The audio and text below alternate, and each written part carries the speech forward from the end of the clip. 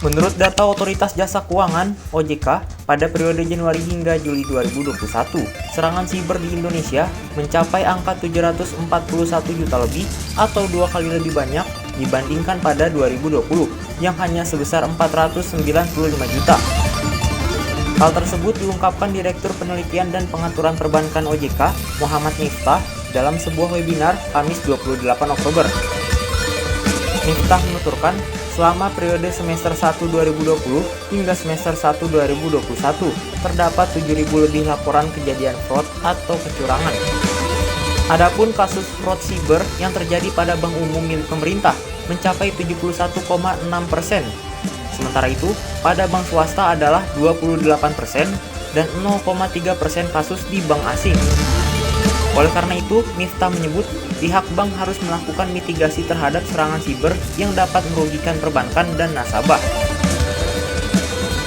Dan untuk memitigasi perkembangan risiko terkait keamanan teknologi informasi, itu bank harus meyakinkan penerapan pengamanan dan pengendalian informasi teknologi yang memadai, dan juga sistem aplikasi untuk mencegah terjadinya kebocoran dari sistem aplikasi bank maupun dari pemanfaatan data pribadi yang kemungkinan bocor oleh pihak yang tidak berwenang untuk mengakses sistem aplikasi bank seperti layanan internet banking, mobile banking, dan open API, dan lain-lain. Ini kebetulan kami punya pelaporan anti-fraud ya.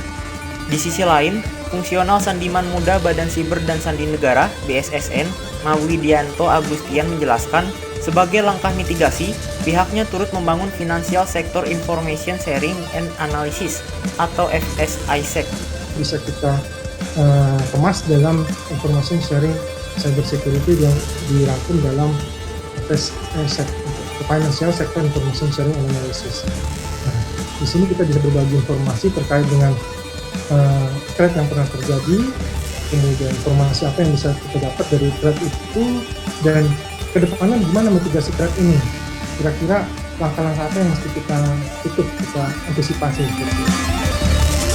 Selain itu, dirinya menambahkan kepada tiap lembaga untuk membentuk tim penanggulangan dan pemulihan insiden siber yang bertanggung jawab untuk menerima, meninjau, dan menanggapi laporan atau aktivitas insiden keamanan siber. Tim Kantor Berita Antara mewartakan.